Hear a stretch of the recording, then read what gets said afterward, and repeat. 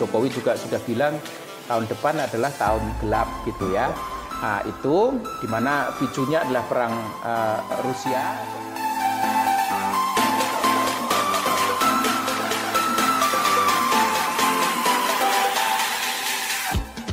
Hai calon pemimpin masa depan, selamat datang di podcast SAI Indonesia. Dalam episode kali ini, saya bersama Mas Yuswo Hadi, seorang pakar marketing dan sudah lebih menulis 50 buku. Selamat datang Mas Yuswo. Halo Pak Sam. Terima kasih atas waktunya. Senang sekali di dalam podcast SAI Indonesia Mas Yuswo bisa hadir di sini. Ya. Kita ketahui juga Mas Yuswo memiliki perusahaan konsultan InVenture. Mungkin Mas Yuswo bisa cerita sedikit mengenai perusahaan InVenture. Ya, jadi mungkin sebelumnya saya 99, jadi 13 tahun saya di Makplus sama Pak Hermawan. Terus kemudian 2010 saya ya sekolah itu mesti ada lulusnya. Jadi saya anggap di Makplus itu kayak sekolah dan memang sekolah yang luar biasa. Maka kemudian 2010 saya memulai InVenture. Karena memang saya akhirnya ya setelah ini mungkin berapa 25 tahun ya memang dunia saya dunia kayak begini ya. Jadi dunia ngomong ya di seminar, ngomong di training, dunia tulis menulis ya, menulis buku. Terus kemudian juga dunia consulting ya. Consulting artinya kita advice ke perusahaan. Jadi saya sudah 25 tahun pekerjaannya tiap hari day to day-nya kayak begitu ya, sehingga ada beberapa orang yang lihat bahwa consulting kemudian ngomong segala macam itu kan menyiksa ya, atau nulis itu kan orang kan nggak semua bisa nulis. Saya kebetulan pekerjaan saya itu pekerjaan yang sebenarnya apa ya, jadi mungkin kompetitornya nggak begitu banyak karena harus memiliki keahlian khusus ya Mas. Mungkin nggak cuma hanya keahlian khusus, tapi artinya contohnya nulis lah. Banyak orang itu kan nggak suka nulis gitu ya. Terus kemudian kalau consulting itu ya gitu, kita bikin konsep segala macam itu banyak orang itu nggak suka gitu. Makanya saya masuk di dunia yang kebanyakan orang nggak begitu suka gitu ya, sehingga kemudian ya jadi quote-unquote tuh kompetitornya jadi nggak banyak gitu, orang yang bisa suka nulis gitu juga nggak banyak gitu. Jadi saya 2010 memulai, terus kemudian karena ekspertis saya di situ, saya juga karena nulis buku juga kebantu untuk personal branding. Jadi kemudian saya bantu banyak perusahaan itu juga pertama dari koneksi personal, tetapi juga karena kita melakukan branding, melakukan marketing, orang tahu saya sudah mungkin ada 20 tahun saya nulis tiap minggu teman-teman, jadi saya nggak pernah absen ya.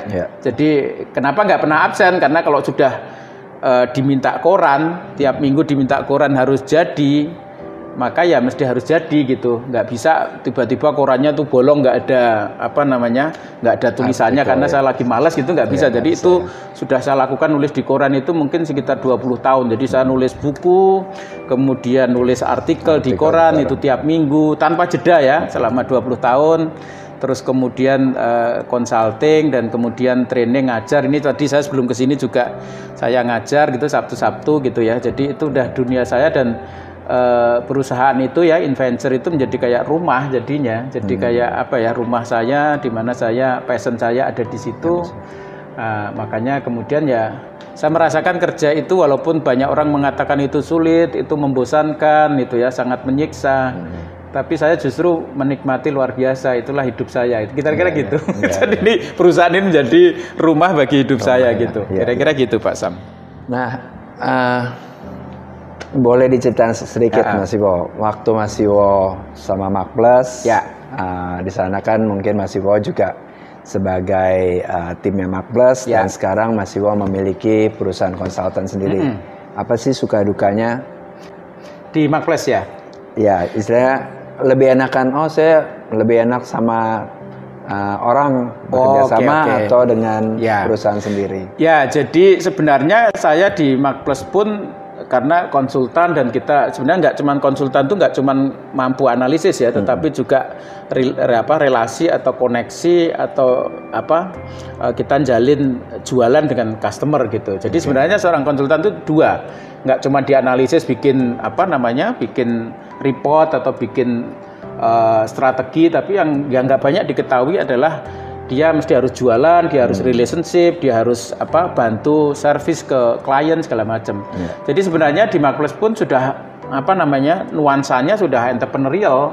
Jadi di sana itu kita sudah kayak independen gitu ya. Jadi bahkan di akhir-akhir kan kita sudah punya klien sendiri, jadi udah nggak Pak Herman sudah nggak begitu banyak terlibat gitu ya. Nah, jadi sudah kayak entrepreneur. Jadi sebenarnya antara di Marketplace sama di Adventure sebenarnya beda-beda tipis saja. Cuman ya bedanya kalau di Marketplace memang kita nggak tanggung jawab gaji karyawan ya. Kalau sendiri mikirin ya. Kalau di Marketplace dulu saya ingat sekali karena kita tiap bulan itu evaluasi keuangan itu saya sampai ingat ya dulu tuh kalau 2 minggu sebelum evaluasi itu kadang-kadang saya itu biduran itu kayak badan gatel-gatel gitu loh ya. Tiap kali mau evaluasi kok begitu, saya jadi cadar ternyata biduran itu karena stres. Jadi stresnya agak beda. Kalau di Marketplace dulu stresnya lebih pada kita mempertanggungjawabkan kinerja keuangan karena saya dulu megang divisi. Kalau sekarang mungkin lebih ngeri lagi sih kali ya, karena kita harus gaji karyawan. Kalau gaji karyawan kan nggak boleh nggak. Dulu kalau saya nggak perform itu dimarahin gitu kan. Tapi kalau ini nggak ada yang memarahin. Itu bedanya di situ.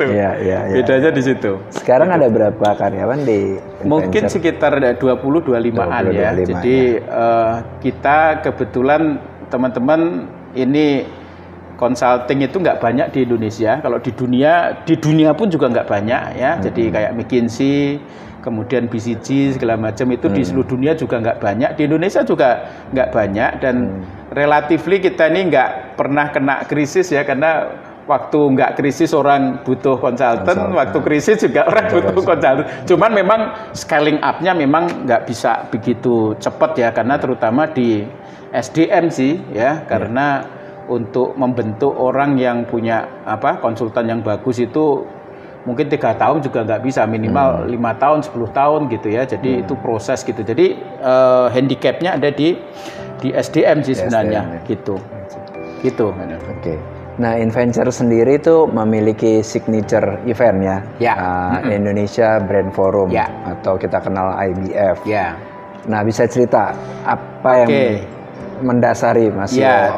Jadi gini, teman-teman, ini juga pelajaran ya, ketika di Marketplace ya kita mungkin nggak bisa bikin something yang kita gitu ya. Makanya begitu keluar dari Marketplace 2010 saya mikir, apalagi saya punya institusi, maka saya harus mikir dulu Marketplace punya juga namanya Marketplace Conference ya, ada Marketplace Forum gitu. Ya, saya ini sebenarnya banyak belajar dari apa yang sudah dilakukan Pak Hermawan gitu ya. Makanya saya begitu keluar saya mikir bahwa mesti harus ada signature event gitu ya. Event ini bisa pertama untuk branding, yang kedua juga untuk kita serve customer gitu. Jadi customer kita setahun sekali kumpul gitu, kita ngomongin branding segala macam. Makanya saya rintis tahun 2013 ya. 2013 itu pertama kali Indonesia Brand Forum. At that time itu temanya mengenai bagaimana brand Indonesia itu menjadi tuan rumah di negeri sendiri 2013 itu.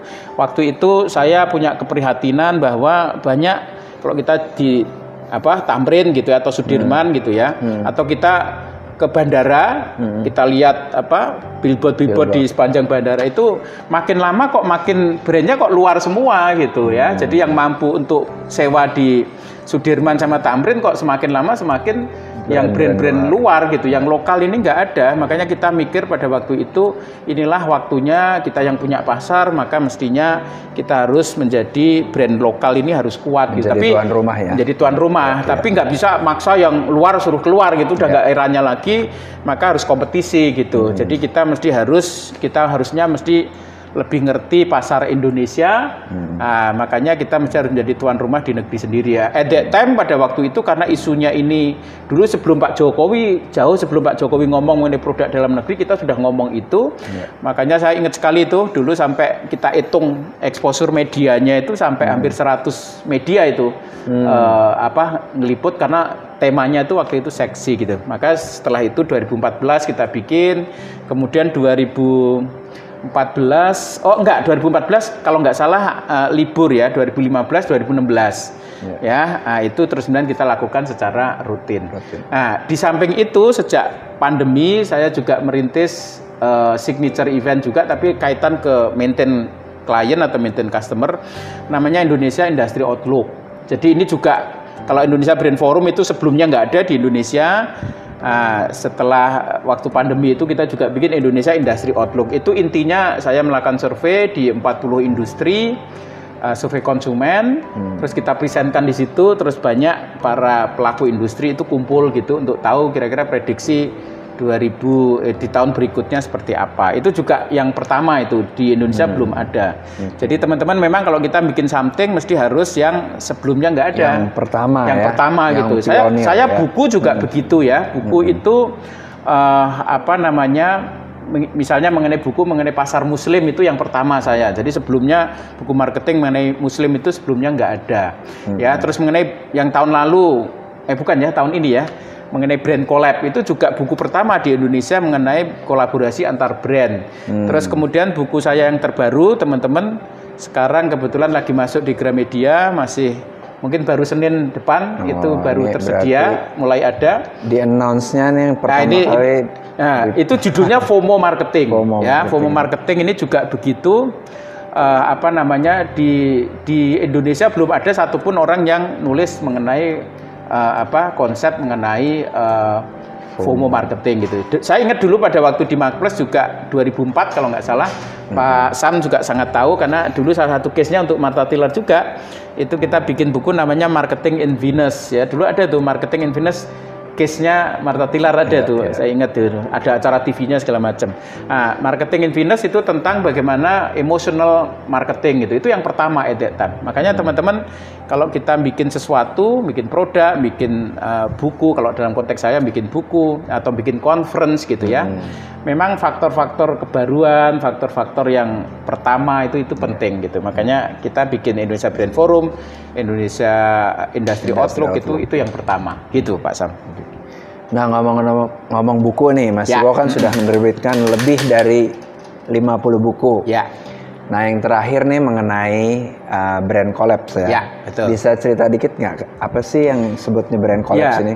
Nah, teman-teman, ini sebenarnya kaitannya dengan Indonesia Brand Forum. Jadi Indonesia Brand Forum itu konsepnya 3. Yang pertama adalah conference, ya. Terus kemudian yang conference artinya orang pada seminar gitu ya. Terus kemudian ada book gitu ya. Jadi ada bukunya di situ. Nah, terus kemudian dulu ada pameran dan seterusnya ya. Nah, makanya di setiap Indonesia Brand Forum itu selalu ada bukunya, Pak. Dan buku itu paling cepat itu kan 6 bulan. Jadi kita ngerancang acara itu setahun sebelumnya. Nah, di akhir 2021 kita sudah melihat bahwa kira-kira 5 tahun atau 3 tahun terakhir topik mengenai brand yang paling happening apa gitu. Ya, itu dengan kita riset itu. Kita lakukan riset, kita lihat akhirnya kita ketemu bahwa brand collab ini kayaknya atau brand collaboration ini kayaknya menjadi tren gitu. Setelah digital ekonomi itu tiba-tiba brand collab itu menjadi sangat sangat happening populer, gitu. Makanya kita ambil tema itu karena lagi menjadi sesuatu yang happening gitu ya. Nah, di situ kita rumuskan, setelah kita lihat cari-cari di dunia juga nggak banyak topik mengenai brand collaboration, adanya itu co-branding kalau di brand ya. Makanya kita yang pertama saya berani state bahwa brand collaboration itu di Indonesia buku yang membahas mengenai brand collaboration itu kita yang pertama gitu ya. Nah, itu kita ada kira-kira ada 30 case ya. Itu 30 perusahaan itu kita survei satu-satu, kita temuin satu-satu bagaimana case-nya, kita tulis di situ. Terus kemudian kita juga bikin konsepnya. Maka kemudian jadi bukunya juga nggak kayak buku luar gitu, kayak terjemahan buku luar, enggak, karena semua konsep dan case-nya itu asli Indonesia. Jadi konsepnya Indonesia Brand Forum itu pokoknya case-nya mesti harus perusahaan Indonesia, nggak ada yang perusahaan luar gitu. Ada nggak? Tadi kan ada 30 kasus di itu. Ada contohnya nggak? Kira-kira brand collapse? Contoh yang menarik saya yang favorit itu adalah antara ini menunjukkan betapa kolaborasi itu sangat powerful ya, antara Aladin, ya. Aladin itu adalah bank digital syariah pertama di Indonesia dengan Alfamart, ya. Alfamart itu dia punya 18.000 gerai outlet, ya. 18.000 teman-teman, bayangkan ya. Si bank digital syariah ini nggak punya, ciri dari bank digital itu nggak punya kantor cabang, ya. Kalaupun ada nggak banyak gitu, dan memang nggak banyak gitu ya, karena semua channelnya via apps gitu ya. Itu dia jago bikin produk syariah tetapi nggak punya channel. Sementara si Alfamart itu channelnya ada 18.000 ya. Bayangkan kalau bank digital ini dia bangun channel sendiri sebanyak 18.000, itu saya yakin 50 tahun belum tentu akan selesai itu 18.000 itu ya. Tetapi dengan yang satu punya keahlian bikin produk tapi salurannya dia nggak punya, satunya salurannya ada tapi produk syariah kan nggak ngerti Alfamart. Tapi Alfamart kan dipakai untuk jualan produk syariah, perbankan syariah kan bisa gitu, karena kan dia ada di berbagai pelosok tanah air. Sehingga ini kalau kolaborasikan, maka itu terjadi kekuatan yang luar biasa. Jadi namanya pooling resources, jadi resourcesnya itu digabung. Ini resourcesnya di channel, ini resourcesnya di bikin produk. Ketika disambungkan, maka dalam waktu ukuran bulan, bahkan mungkin minggu, Aladin ini punya 18.000 kantor cabang ya, karena kantor cabangnya minjem gitu ya. Makanya teman-teman, di dalam buku itu saya bilang bahwa di era disrupsi, di era perubahan yang cepat sekarang, aset itu harus fleksibel, Pak Sam. Fleksibel itu artinya bisa keluar, bisa masuk, bisa keluar, bisa masuk gitu. Jadi kalau overhead itu kan, kalau kita udah punya overhead, itu kan fixed cost kan, kita mau keluar kan nggak bisa. Ya kalau keluar ya kayak GoTo sekarang ya. Ada karyawan di layoff segala macam, tapi kan berat kan layoff. Tapi kalau kita pakai kantornya gerainya Alfamart, kan kita quit juga gampang kan, karena kita nggak punya kan. Nah itu dengan adanya kolaborasi ini, maka para pemain itu punya flexible resources, sehingga itu yang menyebabkan dia bisa agile sebenarnya, bisa fleksibel, bisa lihat gitu ya, bisa resilient gitu. Makanya kenapa saya ramalkan di dalam buku itu bahwa di era sekarang ini adalah era kolaborasi, dan orang akan makin banyak kolaborasi karena karena ada flexible resources tadi itu. Gitu Pak Sam. Nah, kalau Mas Siwo lihat nih sekarang mungkin terjadi switching ya. Dari media yang konvensional, mungkin TV atau radio atau mungkin print ads, sekarang ke sosial media. Nah, apa nih yang Mas Siwo lihat, fenomena apa? Apakah memang semua sudah beralih ke sosial media digital atau konvensional masih bisa bertahan? Teman-teman, jadi memang ini juga saya nulis bukunya di tahun 2008 ya. Saya nulis buku judulnya Crowd ya, Marketing Become Horizontal. Jadi kebetulan buku saya itu semua selalu pasti yang baru, yang belum sebelumnya nggak ada. Itu juga yang Crowd itu adalah buku pertama marketing mengenai sosial media ya, tahun 2008. At that time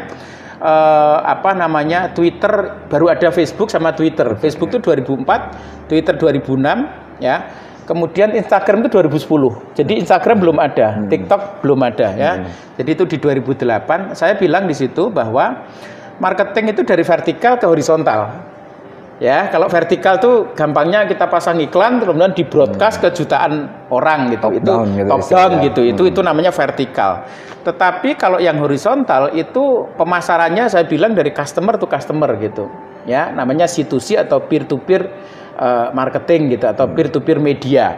Nah, jadi kalau begitu adalah sekarang ini salesman yang paling jago bukan salesman yang sebenarnya. Salesman yang paling jago adalah customer, dari word of mouth, dari customer satu ke customer yang lain, menggunakan apa? Menggunakan media yang namanya sosial media itu gitu ya. Kita menggunakan TikTok ya. Di buku saya yang baru FOMO marketing itu ada 5 pilar. Salah satu pilarnya itu adalah authenticity ya. Authenticity itu intinya adalah semakin yang jualan produk kita itu customer ya, bukan salesman kita. Tapi yang semakin yang jualan produk kita adalah customer, maka itu efek penjualannya akan sangat sangat powerful gitu ya. Nah, dan customer itu menggunakan sosial media ini. Nah, teman-teman, pada waktu pandemi itu semua orang berbondong-bondong go digital ya, sehingga semua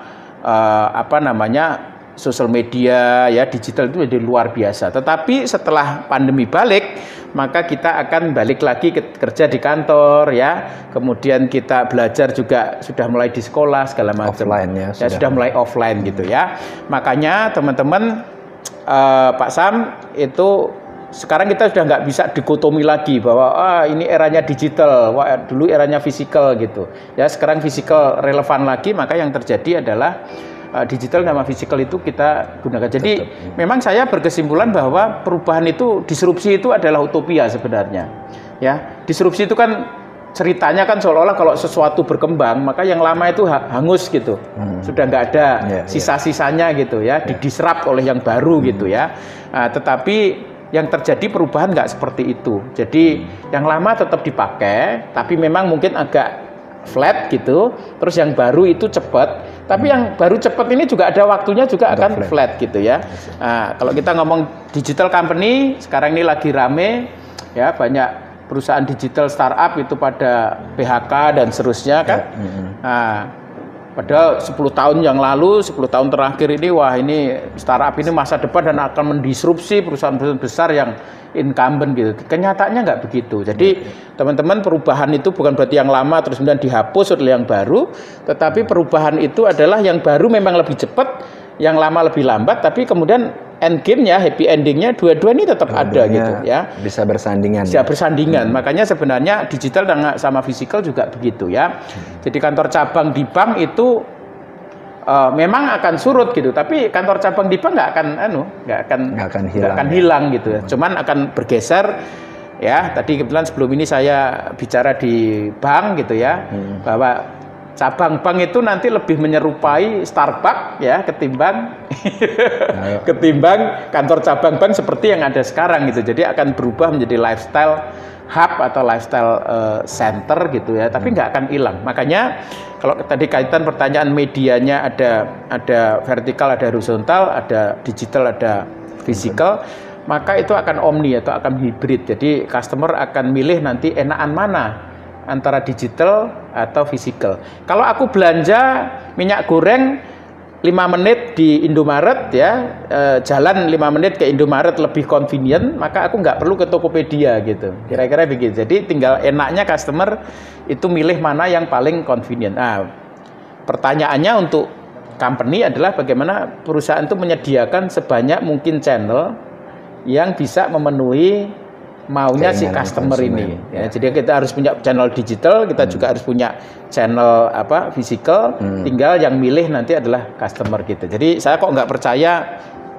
disrupsi ya. Jadi bahwa yang lama kemudian terus hilang gitu, nggak begitu sih. Gitu Pak Sam. Oke. Nah, ada isu kan tahun depan 2023 bakalan resesi. Nah, Mas Siwo sebagai pengamat pasar, sebagai ahlinya marketing, apa nih kiat-kiat strategi untuk di-share atau dibagikan oleh Mas Siwo kepada para marketing di Indonesia? Ya, jadi kebetulan 2 minggu yang lalu saya bikin kajian mengenai marketing outlook 2023 ya. Jadi di dalam kajian itu ada 3 gelombang besar yang akan terjadi di 2023. Yang pertama adalah global crisis. Kita semua tahu bahwa Pak Jokowi juga sudah bilang tahun depan adalah tahun gelap gitu ya. Nah, itu dimana picunya adalah perang Rusia dan kemudian menimbulkan global value chain disruption, bottleneck. Terus kemudian yang kedua, jangan lupa sisa-sisa pandemi itu masih ada. Jadi walaupun kita sudah boleh ke luar rumah gitu, tapi tiba-tiba sekarang hari ini mungkin udah 6.000 ya. Jadi sekarang sudah diskursusnya sudah, wah ini kayaknya PPKM lagi gitu. Jadi akan naik turun konser penuh semua, maka pemerintah kemudian jadi concern, wah ini kayaknya perlu dihentikan dulu dan seterusnya. Jadi ini nanti akan naik turun dan kita yang awalnya sudah dibebaskan pandemi ternyata enggak juga gitu ya. Ini sisa-sisa pandemi, jadi pandemic disruption. behavior, perubahan perilaku karena pandemic disruption. Sama tahun depan jangan lupa teman-teman, tahun depan adalah tahun politik ya, karena tahun depannya lagi, tapi kan di bulan Februari atau Maret. Jadi rame-ramenya di tahun depan gitu. Jadi kalau kita ngomong 2023, maka forces driver of change-nya itu ada 3. Yang pertama adalah sisa pandemi atau pandemic disruption, behavior-nya berubah. Terus kemudian yang kedua adalah mengenai global crisis ya. Terus kemudian yang ketiga adalah pemilu.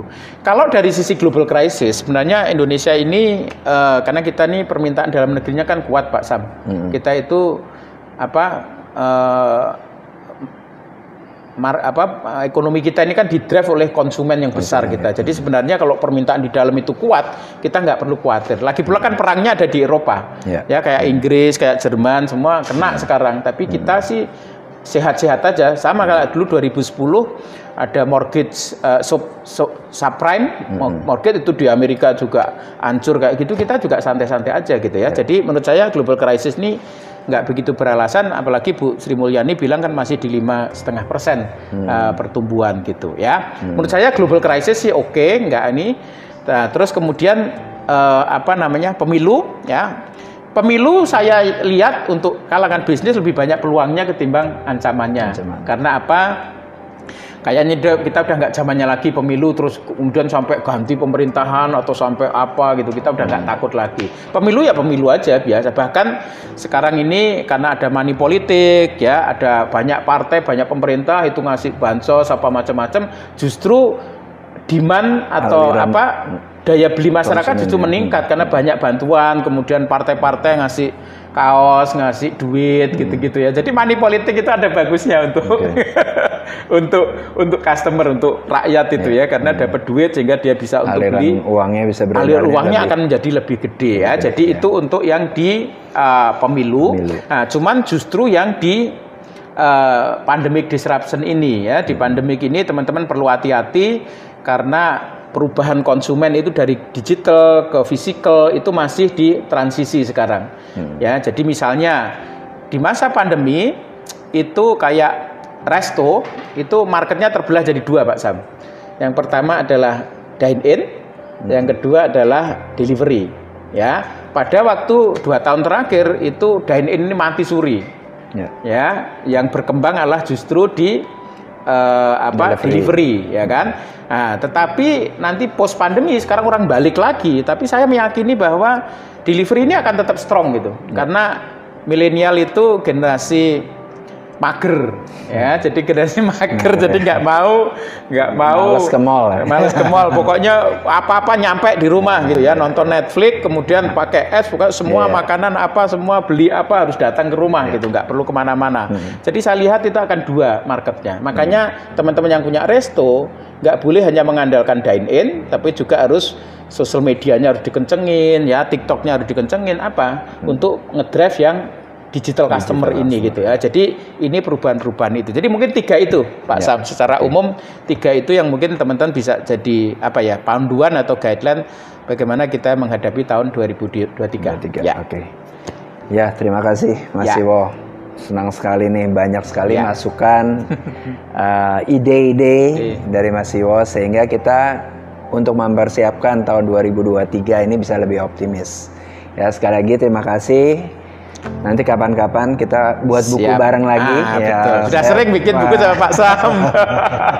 Sekarang masing-masing sibuk jadi belum sempat berkolab nih untuk buat buku kenang-kenangan dari kita ya.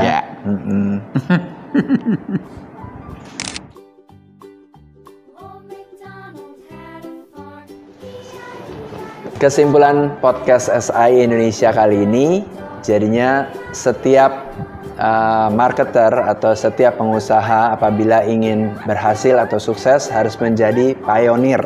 Ya, seperti Mas Iwo katakan, kita harus yang pertama masuk ke dalam pasar sehingga orang-orang tuh seneng yang namanya kekinian atau kenewan ya, kebaruan. Ya, jadi kalau misalnya kita mau bertahan, kita harus bisa menjadi pionir atau yang pertama masuk ke pasar. Yang kedua, kita juga harus mengkombinasikan antara digital dan fisikal Karena memang keinginan konsumen bisa memilih antara digital dan physical. Tergantung dari keinginan mereka, tergantung dari convenience mereka. Demikian podcast SAI Indonesia kali ini. Semoga podcast kali ini bisa memberikan wawasan dan inspirasi kepada calon pemimpin masa depan. Sampai jumpa di podcast selanjutnya. Salam calon pemimpin.